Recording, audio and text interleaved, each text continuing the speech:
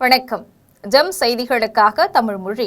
இந்திய நேரப்படி இரவு 8:30 மணி செய்திகள். முதலில் ஜம் தலைப்புச் செய்திகளை காணலாம். எரிபொருள் குறித்து பரப்பப்பட்ட வதந்திகள் பொய்யாக்கப்பட்டன.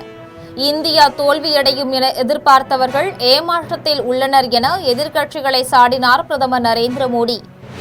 தவேக அரசிற்கு எதிராக இன்று ஒரே நாளில் திமுக, அதிமுக, பாஜக கட்சிகள் ஆளுநரிடம் புகார் அளித்திருப்பது தமிழக அரசியல் வட்டாரத்தில் பரபரப்பை ஏற்படுத்தியுள்ளது. குடும்பத்துடன் லண்டன் புறப்பட்டார் திமுக தலைவர் மு.க.ஸ்டாலின். முன்னாள் அமைச்சர் சி. விஜயபாஸ்கர் உள்ளிட்டோரின் குட்கா முறைகேடு வழக்கை விசாரித்து முடிக்க சிறப்பு நீதிமன்றத்துக்கு சென்னை உயர்நீதிமன்றம் கெடு விதிப்பு. திமுக ஆட்சியில் அவதூறு வழக்குகளுக்கெல்லாம் யாரையும் கைது செய்ததில்லை. திமுக அமைப்பு செயலாளர் R.S. பாரதி பேட்டி. தவேக ஆட்சியை கவிழ்க்க சதி செய்ததாக செந்தில் பாலாஜி, அசோக்குமாருக்கு லுக் அவுட் நோட்டீஸ் அனுப்பியது சென்னை காவல்துறை. இனி விரிவான செய்திகளை காணலாம். எரிபொருள் குறித்து பரப்பப்பட்ட வதந்திகள் பொய்யாக்கப்பட்டன என்றும் இந்தியா தோல்வியடையும் என எதிர்பார்த்தவர்கள் இன்று ஏமாற்றத்தில் உள்ளனர் என்றும் பிரதமர் நரேந்திர மோடி எதிர்க்கட்சிகளை சாடினார். ராஜஸ்தானின் பாலோத்ரா மாவட்டம் பஜ்பத்ராவில் நாட்டின் முதல் கிரீன்ஃபீல்ட் ஒருங்கிணைந்த சுத்திகரிப்பு மற்றும் பெட்ரோ கெமிக்கல் வளாகத்தை திறந்து வைத்த பிரதமர் நரேந்திர மோடி பல்வேறு வளர்ச்சி திட்டங்களுக்கும் அடிக்கல் நாட்டினார். அதன் பின்னர் நடைபெற்ற பொதுக்கூட்டத்தில் பிரதமர் நரேந்திர மோடி பேசினார். அப்போது மேற்காசியாவில் ஏற்பட்ட நெருக்கடியின் போது இந்தியா தனது எரிசக்தி இறக்குமதி ஆதாரங்களை விரிவுபடுத்தியது என்றும் நெருக்கடிக்கு முன்பு சுமார் 25 முதல் 26 நாடுகளிலிருந்து எரிசக்தி இறக்குமதி செய்யப்பட்ட நிலையில் அந்த எண்ணிக்கை 40க்கும் மேற்பட்ட நாடுகளாக உயர்த்தப்பட்டது என்றும் இது இந்தியாவின் ராஜதந்திர நடவடிக்கையால் சாத்தியமானது என்றும் சர்வதேச சந்தையில் கச்சா எண்ணெய் விலை உயர்ந்ததால் கடந்த ஏப்ரல் முதல் ஜூன் வரையிலான காலகட்டத்தில் எண்ணெய் நிறுவனங்களுக்கு ரூபாய் 75,000 கோடிக்கும் அதிகமான இழப்பு ஏற்பட்டது என்றும் இருப்பினும் அந்த சுமையை மத்திய அரசு ஏற்றுக்கொண்டது எனவும் இந்தியாவிற்கு எதிராக வதந்திகள் பரப்பப்பட்டது. மக்களை தூண்டிவிட முயற்சிகள் நடைபெற்றது. இந்தியா தோல்வியடையும் என எதிர்பார்த்தவர்கள் இன்று ஏமாற்றத்தில் உள்ளனர் என்றும் உலகளாவிய எரிசக்தி நெருக்கடியை இந்தியா திறம்பட சமாளித்ததுடன் அதன் சுமையை பொதுமக்கள் மீது பெருமளவில் விழாமல் தடுக்க மத்திய அரசு நடவடிக்கை எடுத்ததாகவும் இந்தியா தற்போது உலகின் 4வது மிகப்பெரிய எண்ணெய் சுத்திகரிப்பு திறன் கொண்ட நாடாக உருவெடுத்துள்ளதாகவும் பிரதமர் நரேந்திர மோடி தெரிவித்துள்ளார். தவேக அரசிற்கு எதிராக இன்று ஒரே நாளில் திமுக, அதிமுக, பாஜக என எதிர்க்கட்சிகள் வரிந்து கட்டிக்கொண்டு ஆளுநரிடம் புகார் அளித்திருப்பது தமிழக அரசியல் வட்டாரத்தில் பரபரப்பை ஏற்படுத்தியுள்ளது. சென்னை கிண்டியில் உள்ள லோக்பவனில் தமிழ்நாடு பொறுப்பு ஆளுநர் அர்லேக்கரை திமுக அமைப்பு செயலாளர் R.S. பாரதி, சட்டத்துறை இணை செயலாளர் பரந்தாமன் உள்ளிட்ட திமுக நிர்வாகிகள் சந்தித்தனர். தவேக வெளிப்படையாக குதிரை பேரம் நடத்துவதாக ஆளுநரிடம் திமுக நிர்வாகிகள் புகார் அளித்துள்ளனர். மேலும் திமுக முன்னாள் அமைச்சரும் சட்டமன்ற உறுப்பினருமான அனிதா ராதாகிருஷ்ணனை காவல்துறையினர் மிரட்டியதாகவும் ஆளுநரிடம் திமுகவினர் புகார் அளித்தனர். குதிரை பேரம் தொடர்பாக அனிதா ராதாகிருஷ்ணனை மிரட்டிய விவகாரத்தில் ஆளுநர் அர்லேக்கர் நடவடிக்கை எடுக்க வேண்டும் என்று திமுகவினர் வலியுறுத்தினர். திமுக மனு அளிப்பதற்கு முன்பாக அதிமுகவும் குதிரை பேரம் புகார் தொடர்பாக தமிழ்நாடு ஆளுநர் அர்லேக்கரை சந்தித்து புகார் அளித்தது. முன்னதாக தமிழக பாஜக தலைவர் நயினார் நாகேந்திரனும் ஆளுநர் அர்லேக்கரை சந்தித்திருந்தார். மேலும் தவேக அரசிற்கு எதிராக இன்று ஒரே நாளில் திமுக, அதிமுக, பாஜக என எதிர்க்கட்சிகள் வரிந்து கட்டிக்கொண்டு ஆளுநரிடம் புகார் அளித்திருப்பது தமிழக அரசியல் வட்டாரத்தில் பரபரப்பை ஏற்படுத்தியுள்ளது. திமுக தலைவரும் முன்னாள் முதலமைச்சருமான மு.க.ஸ்டாலின் குடும்பத்துடன் லண்டன் புறப்பட்டார்.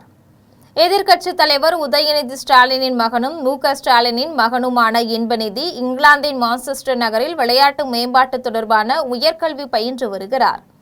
அவரது பட்டமளிப்பு விழா இம்மாதம் நடைபெறவுள்ள நிலையில் அதில் பங்கேற்பதற்காகவே மு.க.ஸ்டாலின் குடும்பத்துடன் லண்டன் சென்றுள்ளார் என்று சொல்லப்படுகின்றது. லண்டன் புறப்படுவதற்காக இன்று காலை சென்னை விமான நிலையம் வந்த அவருக்கு 500க்கும் மேற்பட்ட திமுகவினர் உற்சாக வரவேற்பு அளித்தனர். சென்னையிலிருந்து விமானம் மூலம் துபாய் செல்லும் மு.க.ஸ்டாலின் அங்கிருந்து லண்டன் செல்கிறார். வெளிநாடு புறப்படுவதற்கு முன்னதாக திமுக தலைவர் மு.க.ஸ்டாலின் தொண்டர்களுக்கு எழுதியிருந்த கடிதத்தில் தினமும் அண்ணா அறிவாலயத்திற்கு வரும் நூற்றுக்கணக்கான தொண்டர்களின் உற்சாகமும் அன்பும் எனக்கு புதிய ஆற்றலையும் ஊக்கத்தையும் அளிக்கின்றது. அவர்களின் அசைக்க முடியாத ஆதரவு எனது உறுதியையும் அர்ப்பணிப்பையும் மேலும் வலுப்படுத்துகிறது என்று குறிப்பிட்டுள்ளார். மேலும் தான் 2 வாரம் அயலகம் செல்வதாகவும், அயலகம் சென்றாலும் அறிவாலயத்திலேயே எனது மனம் இருக்கும் என்றும் தெரிவித்துள்ளார். முன்னாள் அமைச்சர் சி. விஜயபாஸ்கர் உள்ளிட்டோருக்கு எதிரான குட்கா முறைகேடு வழக்கை விசாரித்து முடிக்க நாடாளுமன்ற உறுப்பினர்கள், சட்டமன்ற உறுப்பினர்கள் மீதான வழக்குகளை விசாரிக்கும் சிறப்பு நீதிமன்றத்திற்கு சென்னை நீதிமன்றம் கெடு விதித்துள்ளது. தமிழகத்தில் தடையை மீறி குட்கா பொருட்கள் விற்றதாக அதிமுக முன்னாள் அமைச்சர்கள் P. V. Ramana, C. Vijayabaskar, Chennai காவல்துறையின் முன்னாள் ஆணையர் எஸ். ஜார்ஜ், தமிழக முன்னாள் டிஜிபி டி. கே. ராஜேந்திரன் உட்பட 26 பேருக்கு எதிராக சிபிஐ வழக்கு பதிவு செய்தது. இந்த வழக்கு சென்னை மாவட்ட ஆட்சியர் அலுவலக வளாகத்தில் உள்ள நாடாளுமன்ற உறுப்பினர்கள், சட்டமன்ற உறுப்பினர்கள் மீதான வழக்குகளை விசாரிக்கும் சிறப்பு நீதிமன்றத்தில் விசாரணையில் உள்ளது. விசாரணை அதிகாரியிடம் வாக்குமூலம் அளிக்காதவர்கள் பலர் இந்த வழக்கில் சாட்சிகளாக சேர்க்கப்பட்டுள்ளதால் அவர்களை சிபிஐ தரப்பு சாட்சிகள் பட்டியலிலிருந்து நீக்க வேண்டும் அல்லது அனைத்து சாட்சிகளின் வாக்குமூலங்களின் நகல்களை வழங்க உத்தரவிட வேண்டும் என குற்றம் சாட்டப்பட்டுள்ள சென்னை காவல்துறை முன்னாள் ஆணையர் ஜார்ஜ் தரப்பில் சிறப்பு நீதிமன்றத்தில் மனு தாக்கல் செய்யப்பட்டிருந்தது. இந்த மனுவை சிறப்பு நீதிமன்றம் தள்ளுபடி செய்ததை எதிர்த்து ஜார்ஜ் தரப்பில் சென்னை உயர்நீதிமன்றத்தில் மனு தாக்கல் செய்யப்பட்டிருந்தது. இந்த மனு இன்று விசாரணைக்கு வந்தபோது குட்கா முறைகேடு வழக்கில் 278 சாட்சிகள் சேர்க்கப்பட்டுள்ள நிலையில் சில சாட்சிகளின் வாக்குமூலங்கள் பதிவு செய்யப்படவில்லை. பதிவு செய்யப்பட்ட சாட்சிகளின் வாக்குமூலங்கள் மனுதாரருக்கு ஏற்கனவே வழங்கப்பட்டு விட்டதால் மனுதாரர் கோரிக்கையை நிராகரித்த சிறப்பு நீதிமன்றத்தின் உத்தரவில் எந்த தவறும் இல்லை என கூறி முன்னாள் ஆணையர் ஜார்ஜின் மனுவை தள்ளுபடி செய்து உத்தரவிட்டார். மேலும் குட்கா முறைகேடு வழக்கை 12 வாரங்களுக்குள் விசாரித்து முடிக்க வேண்டும் என சிறப்பு நீதிமன்ற நீதிபதி உத்தரவிட்டுள்ளார். திமுக ஆட்சியில் அவதூறு வழக்குகளுக்கெல்லாம் யாரையும் கைது செய்ததில்லை என்று திமுக அமைப்பு செயலாளர் RS பாரதி தெரிவித்துள்ளார். சென்னை கிண்டியில் உள்ள லோக் பவனில் தமிழ்நாடு பொறுப்பு ஆளுநர் அர்லேக்கரை திமுக அமைப்பு செயலாளர் RS பாரதி, சட்டத்துறை இணை செயலாளர் பரந்தாமன் உள்ளிட்ட திமுக நிர்வாகிகள் சந்தித்தனர். தாவேக்கு வெளிப்படையாக குதிரை பேரம் நடத்துவதாக ஆளுநரிடம் திமுக நிர்வாகிகள் புகார் அளித்தனர். மேலும் திமுக முன்னாள் அமைச்சரும் சட்டமன்ற உறுப்பினருமான அனிதா ராதாகிருஷ்ணன் காவல்துறையினர் மிரட்டியதாகவும் ஆளுநரிடம் திமுக புகார் அளித்தது. இது தொடர்பாக RS பாரதி செய்தியாளர்களை சந்தித்து பேசினார். அப்போது தாவேக அரசு குதிரை பேரம் செய்து வருகிறது என்றும் இது தொடர்பான புகார்களை முழுமையாக விசாரித்து தக்க நடவடிக்கை மேற்கொள்ள வேண்டும் என்றும் அனிதா ராதாகிருஷ்ணனை 5 மணி நேரம் காவல்துறையினர் துன்புறுத்தியுள்ளனர் எனவும் தாவேக அதிகார துஷ்பிரயோகத்தில் ஈடுபட்டு வருகிறது எனவும் தெரிவித்தார். மேலும் திமுக ஆட்சியில் அவதூறு வழக்குகளுக்கெல்லாம் யாரையும் கைது செய்ததில்லை என்றும் முதலமைச்சர் ஜோசப் விஜய் முன்னிலையிலேயே அதிகாரிகளுக்கு தனிநபர்கள் உத்தரவு போடுகின்றனர் எனவும் RS பாரதி தெரிவித்துள்ளார். தாவேக ஆட்சியை கவிழ்க்க சதி செய்ததாக செந்தில் பாலாஜி மற்றும் அசோக் குமாருக்கு சென்னை காவல்துறை லுக் அவுட் நோட்டீஸ் அனுப்பியுள்ளது. தமிழகத்தில் நடைபெற்று வரும் தாவேக ஆட்சியை கவிழ்க்க அக்கட்சி சட்டமன்ற உறுப்பினர்களிடம் திமுக தரப்பில் பேரம் பேசப்பட்டதாக பரபரப்பு தகவல்கள் வெளியாகின. இது தொடர்பாக ஊத்தங்கரை தொகுதி தாவேக சட்டமன்ற உறுப்பினர் டாக்டர் இளையராஜா சென்னை காவல்துறை கமிஷனர் அலுவலகத்தில் புகார் அளித்தார். அதில் தாவேக அரசை கவிழ்க்க தன்னிடம் ரூபாய் 35 கோடி பேரம் பேசியதாக தெரிவித்துள்ளார். இந்நிலையில் புகாரின் அடிப்படையில் IPTS என்ற தேர்தல் கருத்து கணிப்பு நிறுவனத்தின் நிறுவனர் திருநாவுக்கரசு, முன்னாள் அமைச்சர் செந்தில் பாலாஜியின் ஆதரவாளர்களான சென்னை மேடவாக்கத்தை சேர்ந்த தியாகராஜன், பெசநகரை சேர்ந்த நரேஷ், கரூரை சேர்ந்த ரமேஷ், கார்த்தி, சென்னை பள்ளிக்கரணையை சேர்ந்த செல்வன், மணப்பாக்கத்தை சேர்ந்த அதிமுக பிரமுகர் ஸ்ரீனிவாசன், அஸ்தனாபுரத்தை சேர்ந்த ராஜேஷ் உள்ளிட்ட 8 பேரை காவல்துறையினர் கைது செய்தனர். இந்நிலையில் முன்னாள் அமைச்சர் செந்தில் பாலாஜி, அவரது சகோதரர் அசோக்குமார் ஆகியோரை விசாரணைக்கு ஆஜராக சென்னை காவல்துறை இன்று கரூர் மாவட்டம் ராமேஸ்வரப்பட்டியில் உள்ள அவரது பூர்வீக வீட்டில் சமன் அளித்தனர். இந்த சமனை செந்தில் பாலாஜியின் தந்தை பெற்றுக் கொண்டார். வரும் திங்கட்கிழமை 6ஆம் தேதியன்று ஆஜராகுமாறு சமனில் தெரிவிக்கப்பட்டுள்ளது. இதனிடையே செந்தில் பாலாஜி மற்றும் அவரது சகோதரர் அசோக்குமார் ஆகியோர் தலைமறைவாக உள்ளதாக திருவல்லிக்கேணி காவல்துறையினர் தகவல் தெரிவித்துள்ளனர். அவதூறாக பேசி களங்கப்படுத்திய தாவேக மாவட்ட செயலாளர் பாலசுப்ரமணியன் என்னிடம் வருத்தம் தெரிவிக்க வேண்டும் என்றும், இல்லையென்றால் சட்டப்படி நடவடிக்கை எடுப்பேன் என்றும் கோவில்பட்டியில் சட்டமன்ற உறுப்பினர் கருணாநிதி தெரிவித்துள்ளார். தமிழக வெற்றிக் கழகத்தின் தூத்துக்குடி வடக்கு மாவட்ட செயலாளராக உள்ள பாலசுப்ரமணியன் என்பவர் சில தினங்களுக்கு முன்பு தமிழக வெற்றிக் கழகம் சார்பில் நடைபெற்ற நிகழ்ச்சி ஒன்றில் பேசும்போது 30,000 கோடி செலவு செய்து வெற்றி பெற்றுள்ள திமுகவை சேர்ந்த கோவில்பட்டி சட்டமன்ற உறுப்பினர் கருணாநிதியை ரூபாய் 300 கூட சம்பாதிக்க விடமாட்டோம் என்றும், ஓட்டுக்கு பணம் கொடுத்து பணம் சம்பாதித்துக் கொள்ளலாம் என்று நினைத்தார் என்றும், மு.க.ஸ்டாலின் முதலமைச்சராக வந்து விடுவார், அமைச்சராகி விடலாம் என்ற எண்ணத்தில் கருணாநிதி இருந்தார் எனவும் தாவேக மாவட்ட செயலாளர் பாலசுப்ரமணியன் தெரிவித்தார். இந்நிலையில் கோவில்பட்டி சட்டமன்ற உறுப்பினர் அலுவலகத்தில் சட்டமன்ற உறுப்பினர் கருணாநிதி செய்தியாளர்களை சந்தித்து பேசினார். அப்போது தாவேக மாவட்ட செயலாளர் பாலசுப்ரமணியன் என்னுடைய பெயருக்கு களங்கம் விளைவிக்கும் வகையிலும் என்னை ராஜினாமா செய்ய வைப்போம், இவர்களும் தாவேகவிற்கு வந்து விடுவார்கள் என்ற தொனியில் பேசியுள்ளார் என்றும், அவருக்கு யார் அந்த அதிகாரத்தை கொடுத்தது என்று தெரியவில்லை என்றும், மிரட்டும் தொனியில் பேசுவது போன்று தெரிகிறது என்றும், நான் திமுகவை சேர்ந்தவன், எதற்கும் அஞ்சுகிறவன் கிடையாது எனவும் அவதூறாக பேசி களங்கப்படுத்திய தாவேக மாவட்ட செயலாளர் பாலசுப்ரமணியம் என்னிடம் வருத்தம் தெரிவிக்க வேண்டும் என்றும், இல்லையென்றால் சட்டப்படி நடவடிக்கை எடுப்பேன் என்றும் சட்டமன்ற உறுப்பினர் கருணாநிதி தெரிவித்துள்ளார்.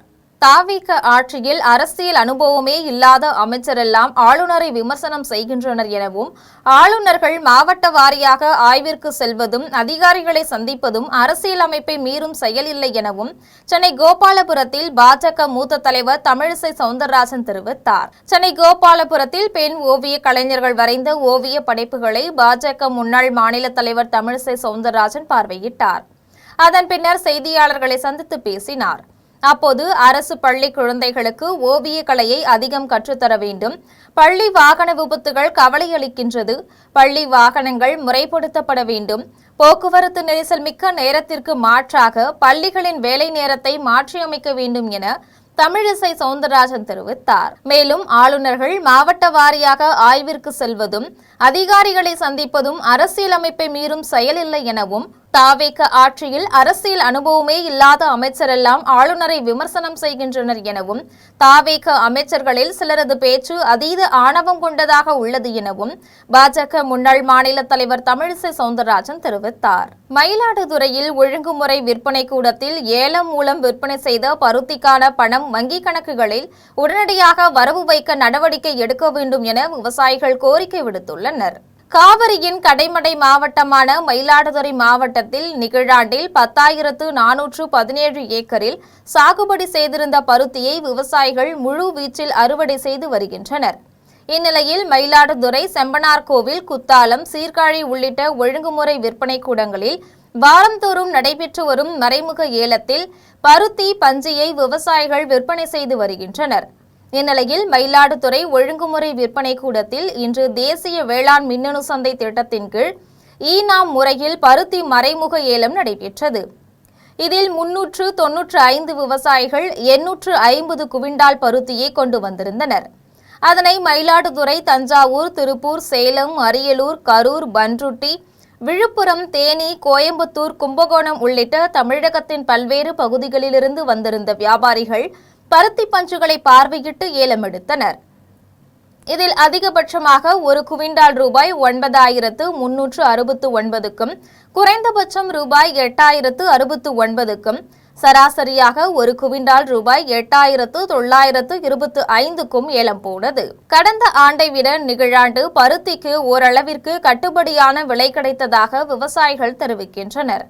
மேலும் விவசாயிகள் விற்பனை செய்த பருத்திக்கான பணம் வங்கிக் கணக்குகளில் வரவு வைக்கப்படுவதில் காலதாமதம் ஏற்படுவதாகவும், உடனடியாக வரவு வைக்க நடவடிக்கை எடுக்க வேண்டும் என்றும் விவசாயிகள் கோரிக்கை விடுத்துள்ளனர். நீதிமன்ற வழக்கறிஞர் சங்கத்தில் உறுப்பினராக இருப்பவர்களை மட்டுமே அரசு வழக்கறிஞராக நியமிக்க வேண்டும் என வலியுறுத்தி அரக்கோணத்தில் இன்று முதல் வழக்கறிஞர்கள் நீதிமன்ற புறக்கணிப்பில் ஈடுபட்டுள்ளனர். ராணிப்பேட்டை மாவட்டம் அரக்கோணம் ஒருங்கிணைந்த நீதிமன்ற வளாகம் எதிரே அரக்கோணம் வழக்கறிஞர்கள் சங்க தலைவர் வீரராகவன் தலைமையில் வழக்கறிஞர்கள் நீதிமன்ற புறக்கணிப்பில் ஈடுபட்டனர். அப்போது அரசு வழக்கறிஞர் நியமனங்களில் சரியான நடைமுறை பின்பற்ற வேண்டும். அரக்கோணம் ஒருங்கிணைந்த நீதிமன்றத்தில் வழக்கறிஞர்களாக பணியாற்றி வருபவர்களை மட்டும் அரசு வழக்கறிஞர்களாக நியமிக்க வேண்டும் என வலியுறுத்தினர். மேலும் அரக்கோணம் வழக்கறிஞர் சங்கத்தில் உறுப்பினராக இருக்க வேண்டும் என்பன உள்ளிட்ட பல்வேறு கோரிக்கைகளை வலியுறுத்தி இன்று முதல் நீதிமன்ற புறக்கணிப்பில் ஈடுபட்டுள்ளதாக வழக்கறிஞர்கள் தெரிவித்தனர். இதில் செயலாளர் தமிழ்மாறன், பொருளாளர் பத்மநாபன், கண்ணையன், ராமமூர்த்தி உட்பட ஏராளமான வழக்கறிஞர்கள் கலந்து கொண்டனர். விடுதலை சிறுத்தைகள் கட்சியின் மாநில செயலாளர் டி நகர் MS சந்துரு முன்னிலையிலும், திருவண்ணாமலை தாவிக மேற்கு மாவட்ட செயலாளர் கதிரவன், மாவட்ட இளைஞரணி அமைப்பாளர் பாலு ஆகியோர் தலைமையில் சமூக நீதித்துறை அமைச்சர் வன்னியரசை காட்டுமலையனூர் கிராமத்தின் இருளரின மக்கள் சந்தித்து கோரிக்கை மனு அளித்தனர். திருவண்ணாமலை மாவட்டம் கீழ்பெண்ணாத்தூர் தொகுதிக்கு உட்பட்ட காட்டுமலையனூர் கிராமத்தின் ஏரி ஓரத்தில் குடிசை அமைத்து கடந்த 30 ஆண்டுகளுக்கும் மேலாக இருளர் சமுதாயத்தை சேர்ந்த மக்கள் வசித்து வருகின்றனர். இந்நிலையில் ஆதார் கார்டு, ரேஷன் கார்டு, ஓட்டுரிமம், ஜாதி சான்று ஆகியவை இல்லாததால் தங்களது பிள்ளைகளை பள்ளியில் சேர்க்க முடியாமல் அவதிப்பட்டு வருவதாகவும், சரியான வீடு வசதி இல்லாமல் அடிப்படை வசதிகளின்றி அவதிப்பட்டு வருவதாகவும் இருளர் சமுதாய மக்கள் தெரிவிக்கின்றனர்.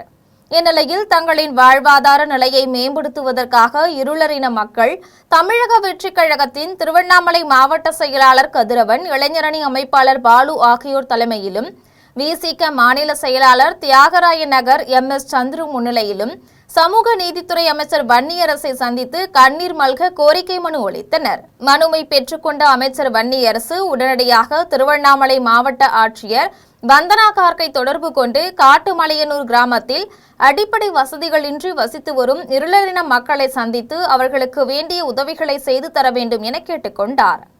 இதையடுத்து MS சந்துரு முன்னிலையில் இருளரின மக்கள் மாவட்ட ஆட்சியரை சந்தித்து கண்ணீர் மல்க தங்களின் கோரிக்கைகளை தெரிவித்ததுடன் கோரிக்கை மனுவை அளித்தனர்.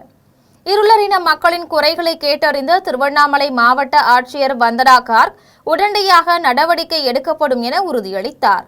இதையடுத்து முதலமைச்சர் ஜோசப் புதை, சமூக நீதித்துறை அமைச்சர் வன்னியரசு, திருவண்ணாமலை மாவட்ட ஆட்சியர் வந்தனா கார்க், விசிக மாநில செயலாளர் டி நகர் சந்துரு, மாவட்ட செயலாளர் கதிரவன், மாவட்ட அமைப்பாளர் பாலு ஆகியோருக்கு இருளரின மக்கள் கண்ணீர் மல்க நன்றி தெரிவித்தனர்.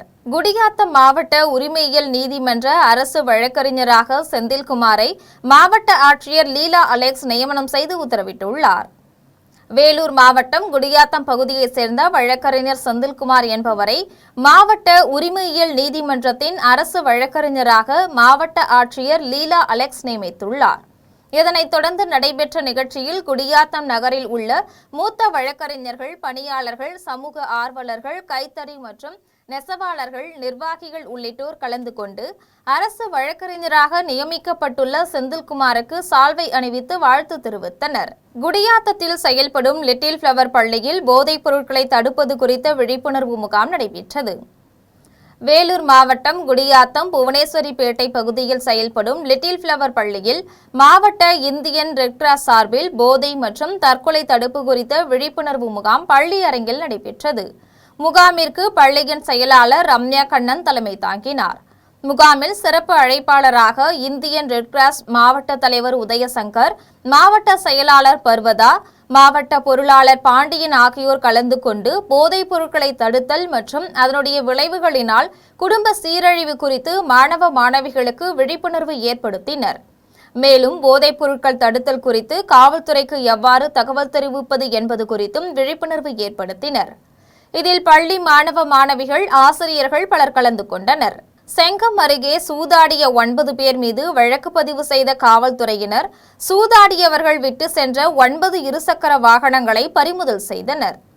திருவண்ணாமலை மாவட்டம் செங்கம் மற்றும் அதன் சுற்றுவட்டார பகுதிகளில் சட்டவிரோதமாக பணத்தை பந்தயம் வைத்து சூதாடும் கும்பல் செயல்பட்டு வருவதாக காவல்துறையினருக்கு தொடர்ந்து புகார்கள் வந்தது.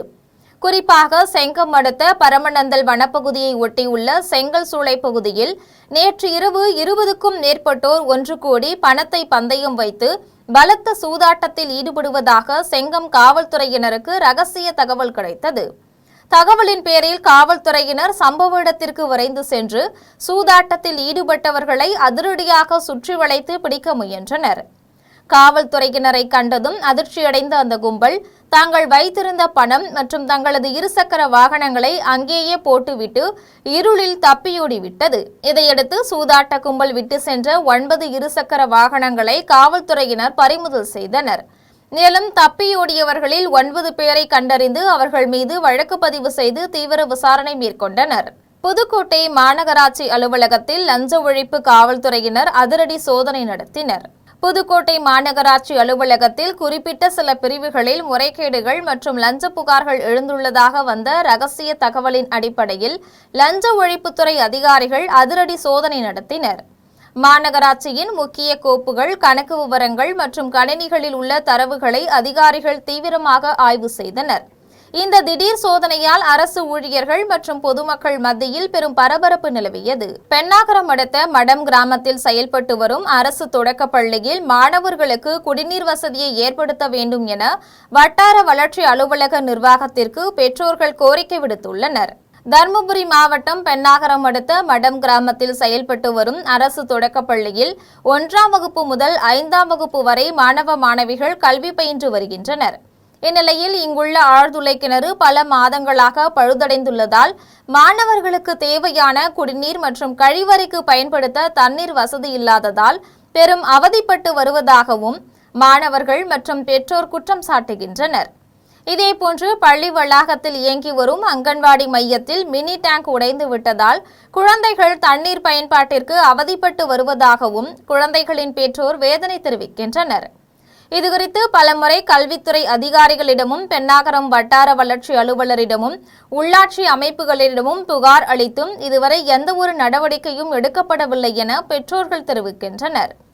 மேலும் பள்ளி மாணவர்களுக்கும் அங்கன்வாடி குழந்தைகளுக்கும் தண்ணீர் வசதியை ஏற்படுத்த வேண்டும் என வட்டார வளர்ச்சி அலுவலருக்கும் உள்ளாட்சி அமைப்புகளுக்கும் பொதுமக்கள் கோரிக்கை விடுத்துள்ளனர். மேலூர் அருகே மது போதையில் சொந்த சித்தப்பாவை தலையில் அடித்து கொலை செய்த அண்ணன் மகனை காவல்துறையினர் கைது செய்தனர்.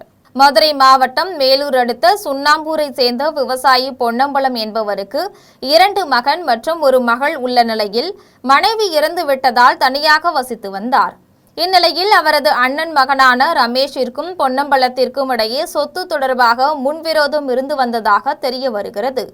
இந்நிலையில் நேற்றிரவு மதுபோதையில் வந்த ரமேஷிற்கும் பொன்னம்பலத்திற்கும் இடையே தகராறு ஏற்பட்ட போது ஆத்திரமடைந்த ரமேஷ் அங்கிருந்த மரக்கட்டையால் பொன்னம்பலத்தை தாக்கினார். இதில் தலையில் பலத்த காயமடைந்த பொன்னம்பலம் சம்பவ இடத்திலேயே உயிரிழந்தார். இதுகுறித்து தகவல் அறிந்து சம்பவ இடத்திற்கு விரைந்து வந்த மேலூர் காவல்துறையினர் உயிரிழந்த பொன்னம்பலத்தின் உடலை கைப்பற்றி பிரேத பரிசோதனைக்காக மேலூர் அரசு மருத்துவமனைக்கு அனுப்பி வைத்தனர். மேலும் வழக்கு பதிவு செய்து பொன்னம்பலத்தின் அண்ணன் மகனான ரமேஷை கைது செய்து விசாரணை மேற்கொண்டனர். கரூரில் நடைபெற்ற டேலண்ட் ஹண்ட் தடகள போட்டியை மாவட்ட ஆட்சியர் முத்துக்குமரன், மாவட்ட காவல்துறை கண்காணிப்பாளர் ஹரி கிரண் பிரசாத் ஆகியோர் கொடியசைத்து துவக்கி வைத்தனர். இளைஞர்கள் மற்றும் மாணவர்களிடையே போதைப்பொருள் ஒழிப்பு குறித்த விழிப்புணர்வை ஏற்படுத்தவும் அவர்களின் விளையாட்டுத் திறனை ஊக்குவிக்கவும் கரூர் மாவட்ட நிர்வாகம், பள்ளிக்கல்வித்துறை மற்றும் தமிழ்நாடு விளையாட்டு மேம்பாட்டு ஆணையம் ஆகியவை இணைந்து கரூர் மாவட்ட விளையாட்டு அரங்கில் மாவட்ட ஆட்சியர் முத்துக்குமரன் தலைமையில் முதற்கட்ட தடகள போட்டியை நடத்தியது. 17 வயதிற்கு உட்பட்ட பள்ளி மாணவ மாணவிகள் மற்றும் இளைஞர்களுக்கான 100 மீட்டர், 200 மீட்டர், 400 மீட்டர் மற்றும் 800 மீட்டர் ஆகிய பிரிவுகளில் போட்டிகள் நடத்தப்பட்டது. இதில் கரூர் மாவட்டத்தை சேர்ந்த 200க்கும் மேற்பட்ட மாணவ மாணவிகள் ஆர்வத்துடன் கலந்து கொண்டு தங்களது திறமைகளை வெளிப்படுத்தினர். போட்டிகளை கரூர் மாவட்ட ஆட்சியர் முத்துக்குமரன், மாவட்ட காவல்துறை கண்காணிப்பாளர் ஹரிகிரண் பிரசாத் ஆகியோர் கொடியசைத்து துவக்கி வைத்தனர். இதனைத் தொடர்ந்து அனைத்து பிரிவுகளிலும் முதல் 3 இடங்களை பிடித்த 48 மாணவ மாணவிகளுக்கு பதக்கங்களும் சான்றிதழ்களும் வழங்கி கௌரவித்தனர். போட்டிகளில் திறமைகளை நிரூபித்த வீரர் வீராங்கனைகளை தேர்ந்தெடுத்து அவர்களுக்கு தமிழ்நாடு விளையாட்டு மேம்பாட்டு ஆணையத்தின் கரூர் மாவட்ட பயிற்றுநர்கள் மூலம் தனியாக சிறப்பு பயிற்சிகள் வழங்கப்பட உள்ளதாகவும் மாவட்ட நிர்வாகம் தெரிவித்துள்ளது. இந்நிகழ்ச்சியில் மாவட்ட உடற்கல்வி ஆய்வாளர் பெரியசாமி, மாவட்ட விளையாட்டு மற்றும் இளைஞர் நலன் அலுவலர் டேவிட் டேனியல், விளையாட்டு மேம்பாட்டு ஆணைய பயிற்றுநர்கள் மற்றும் அரசு அலுவலர்கள் பலர் கலந்து கொண்டனர். திண்டிவனம் அருகே தனியார் பள்ளியின் பேருந்து கவிழ்ந்ததில் 15க்கும் மேற்பட்ட மாணவர்கள் காயமடைந்து உள்ளனர். விழுப்புரம் மாவட்டம் சாரத்திலிருந்து மாணவர்களை திண்டிவனம் தனியார் பள்ளிக்கு ஏற்றிக்கொண்டு பள்ளி பேருந்து சென்று கொண்டிருந்தது. பேருந்தை கோனேரி குப்பத்தை சேர்ந்த முத்துகிருஷ்ணன் என்பவர் ஓட்டி சென்றார். அப்போது பின்னால் அதிவேகமாக வந்த கார் பள்ளி மாணவர்களை ஏற்றி சென்ற பேருந்து மீது மோதியது. இதில் பள்ளி வேன் சாலையில் தலை குப்புற கவிழ்ந்தது. வேனில் இருந்த பள்ளி மாணவர்களின் சத்தம் கேட்டு ஓடி வந்த பொதுமக்கள் மாணவர்களை மீட்டனர். விபத்து ஏற்படுத்திய கார் ஓட்டுநர் காரை சாலையிலேயே விட்டுவிட்டு அங்கிருந்து தப்பியோடிவிட்டார். இந்த விபத்தால் திண்டிவனம் திருச்சி தேசிய நெடுஞ்சாலையில் போக்குவரத்து பாதிக்கப்பட்டது. அங்கிருந்தவர்கள் மாணவர்களை மீட்டு திண்டிவனம் அரசு பொது மருத்துவமனையில் சிகிச்சைக்காக சேர்த்தனர். இதில் ஓட்டுநர் உட்பட 15 பேர் காயமடைந்தனர். விபத்து குறித்து ஒலக்கூர் காவல்துறையினர் வழக்கு பதிந்து விசாரித்து வருகின்றனர். வாஞ்சிநகர் பகுதியில் பூட்டை உடைத்து அடுத்தடுத்த 3 வீடுகளில் தொடர் கொள்ளையில் ஈடுபட்ட தனியார் வங்கி ஊழியர் உட்பட 2 பேரை காவல்துறையினர் கைது செய்தனர். தென்காசி மாவட்டம் வாஞ்சிநகர் பகுதியில் வசித்து வரும் 3 குடும்பத்தினர் ஒன்று சேர்ந்து மூணாருக்கு சுற்றுலா சென்றுவிட்டு வீட்டிற்கு வந்து பார்த்தபோது வீட்டின் பூட்டு உடைக்கப்பட்டு வீட்டிலிருந்த பொருட்கள் கொள்ளையடிக்கப்பட்டது கண்டு அதிர்ச்சியடைந்தனர். இதையடுத்து கொள்ளை சம்பவம் குறித்து 3 குடும்பத்தினரும் குற்றாலம் காவல் நிலையத்தில் புகார் அளித்தனர். புகாரின் பேரில் காவல்துறையினர் வழக்கு பதிவு செய்து அருகாமையில் இருந்த சிசிடிவி கண்காணிப்பு கேமரா காட்சிகளை ஆய்வு செய்து குற்றவாளிகளை தேடி வந்தனர். இந்நிலையில் கொள்ளை வழக்கில் தொடர்புடைய கோவை பகுதியை சேர்ந்த சேது ராமதுரை, அம்பாசமுத்திரம் பகுதி சேர்ந்த கருத்தபாண்டி ஆகிய இருவரையும் காவல்துறையினர் கைது செய்து விசாரணை நடத்தினர். அப்போது அம்பாசமுத்திரம் பகுதியை சேர்ந்த கருத்தபாண்டி என்பவர் தனியார் வங்கியின் லோன் வசூல் செய்யும் வேலை செய்து வரும் நிலையில் கடந்த சில தினங்களுக்கு முன்பு கோவை பகுதிக்கு சென்று அங்கு திருட்டு சம்பவத்தில் ஈடுபட்டு சிக்கிய நிலையில் கோவை சிறையில் இருந்த கருத்தபாண்டிக்கும் சேது ராமதுரைக்கும் இடையே பழக்கம் ஏற்பட்டதால் வீடுகளில் திருட்டில் ஈடுபட்டது தெரியவந்தது. ஷோலிங்கர் அரசு மருத்துவமனையில் ராணிப்பேட்டை மாவட்ட ஆட்சியர் பிரியா ரவிச்சந்திரன் திடீர் ஆய்வு செய்தார். ராணிப்பேட்டை மாவட்டம் ஷோலிங்கர் அரசு மருத்துவமனையில் மகப்பேறு பிரிவு, ஆண்கள், பெண்கள் என உள்நோயாளிகள் பிரிவு, குழந்தைகள் பிரிவு, அவசர சிகிச்சை பிரிவு, அறுவை சிகிச்சை பிரிவு, மருந்தகம், ஆய்வகம் உள்ளிட்ட பகுதிகளில் ராணிப்பேட்டை மாவட்ட ஆட்சியர் பிரியா ரவிச்சந்திரன் திடீர் ஆய்வு செய்தார். மேலும் மருத்துவமனையின் பல்வேறு பதிவேடுகள், குழந்தைகள் பிறப்பு விவரங்கள், மருந்து இருப்பு பதிவுகள், ஆய்வக பதிவுகள் மற்றும் சமையல் கூடத்தின் செயல்பாடுகளையும் மாவட்ட ஆட்சியர் ஆய்வு செய்தார். அப்போது பொதுமக்களுக்கு தரமான மற்றும் சிறப்பான மருத்துவ சேவைகளை வழங்க வேண்டும் என மருத்துவர்கள், செவிலியர்கள் மற்றும் மருத்துவ பணியாளர்களுக்கு மாவட்ட ஆட்சியர் அறிவுறுத்தினார். ஆய்வின் போது வட்டாட்சியர் முரளி, வருவாய் ஆய்வாளர் கோகுலகிருஷ்ணன், கிராம நிர்வாக அலுவலர் மற்றும் மருத்துவர்கள் உள்ளிட்ட பலர் உடனிருந்தனர். அரசு அனுமதி இல்லாமல் அதிகாரிகள் ஆளுநரை சந்திக்க கூடாது என்றும் ஆளுநர் ஆய்வு நடத்தக்கூடாது என்றும் அமைச்சர் நிர்மல்குமார் தெரிவித்திருப்பது வருத்தமளிக்கும் செயல் என்றும் திண்டுக்கல்லில் நயினார் நாகேந்திரன் தெரிவித்துள்ளார். பாரதிய ஜனதா கட்சியின் மாநில தலைவர் நயினார் நாகேந்திரன், தேசிய செயலாளரும் தமிழகத்தின் பார்வையாளருமான அரவிந்த் மேனன் ஆகியோர் திண்டுக்கல் குள்ளனம்பட்டியில் உள்ள பாரதிய ஜனதா கட்சி அலுவலகத்தில் செய்தியாளர்களை சந்தித்தனர். அப்போது பேசிய நயினார் நாகேந்திரன், கடந்த ஆட்சி போலவே போதைப்பொருள் நடமாட்டம் தற்போது இருந்து வருகின்றது எனவும் தற்போது ஆட்சியில் சட்ட ஒழுங்கு சரியில்லை எனவும் கடந்த 54 நாட்களில் 150 கற்பழிப்பு சம்பவங்கள், 75 குற்ற சம்பவங்கள் நடைபெற்றுள்ளது எனவும் குற்ற சம்பவங்கள் அனைத்தையும் முதலமைச்சர் ஜோசப் விஜய் கண்டுகொள்ள வேண்டும் என்பதற்காக இந்த பிரச்சனைகளை ஆளுநரிடம் கொண்டு சென்றோம் என்றும் அமைச்சர் நிர்மல்குமார் அரசு அனுமதி இல்லாமல் அதிகாரிகள் ஆளுநரை சந்திக்க கூடாது மற்றும் ஆளுநர் ஆய்வு நடத்தக்கூடாது என்று கூறியது வருத்தமளிக்கும் செயல் என்றும் நயினார் நாகேந்திரன் தெரிவித்துள்ளார். பாகிஸ்தானில் பள்ளத்தாக்கில் பேருந்து கவிழ்ந்த விபத்தில் 40 பேர் உயிரிழந்தனர், 8 பேர் படுகாயமடைந்தனர். பாகிஸ்தானின் பலூசிஸ்தான் மாகாணத்திலிருந்து பெஷாவருக்கு சென்ற பேருந்தில் பெண்கள், குழந்தைகள் உட்பட 48 பேர் பயணம் செய்தனர். கைபர் பக்துவா மாகாணம் டிரா இஸ்மாயில் கான மாவட்டத்தில் மலைப்பாங்கான பகுதியில் சென்றபோது ஓட்டுநரின் கட்டுப்பாட்டை இழந்த பேருந்து பள்ளத்தாக்கில் கவிழ்ந்து விபத்துக்குள்ளானது. இந்த கோர விபத்தில் பேருந்தில் பயணம் செய்த 40 பேர் உயிரிழந்தனர். மேலும் 8 பேர் படுகாயமடைந்தனர். விபத்து குறித்து தகவல் அறிந்து விரைந்து சென்ற மீட்புக் குழுவினர் படுகாயமடைந்தவர்களை மீட்டு அருகில் உள்ள மருத்துவமனையில் சிகிச்சைக்கு அனுமதித்தனர். விபத்து குறித்து காவல்துறையினர் விசாரணை நடத்தி வருகின்றனர். முதற்கட்ட விசாரணையில் பேருந்தின் பிரேக் செயலிழந்ததாலேயே விபத்து ஏற்பட்டதாக தகவல் வெளியாகியுள்ளது. மீண்டும் தலைப்புச் செய்திகள். எரிபொருள் குறித்து பரப்பப்பட்ட வதந்திகள் பொய்யாக்கப்பட்டன. இந்தியா தோல்வியடையும் என எதிர்பார்த்தவர்கள் ஏமாற்றத்தில் உள்ளனர் என எதிர்க்கட்சிகளை சாடினார் பிரதமர் நரேந்திர மோடி. தவேக அரசிற்கு எதிராக இன்று ஒரே நாளில் திமுக, அதிமுக, பாஜக கட்சிகள் ஆளுநரிடம் புகார் அளித்திருப்பது தமிழக அரசியல் வட்டாரத்தில் பரபரப்பை ஏற்படுத்தியுள்ளது. குடும்பத்துடன் லண்டன் புறப்பட்டார் திமுக தலைவர் மு.க.ஸ்டாலின். முன்னாள் அமைச்சர் சி. விஜயபாஸ்கர் உள்ளிட்டோரின் குட்கா முறைகேடு வழக்கை விசாரித்து முடிக்க சிறப்பு நீதிமன்றத்துக்கு சென்னை உயர்நீதிமன்றம் கெடு விதிப்பு. திமுக ஆட்சியில் அவதூறு வழக்குகளுக்கெல்லாம் யாரையும் கைது செய்ததில்லை. திமுக அமைப்பு செயலாளர் R.S. பாரதி பேட்டி. தவேக ஆட்சியை கவிழ்க்க சதி செய்ததாக செந்தில் பாலாஜி, அசோக் குமாருக்கு லுக் அவுட் நோட்டீஸ் அனுப்பியது சென்னை காவல்துறை. இத்துடன் ஜெம் செய்திகள் நிறைவடைகின்றன. மீண்டும் ஜெம் செய்திகள் நள்ளிரவு 12 மணிக்கு. உடனுக்குடன் செய்திகளை காண GemLive.tv என்ற இணையதளத்தில் இணைந்திருங்கள். நன்றி, வணக்கம்.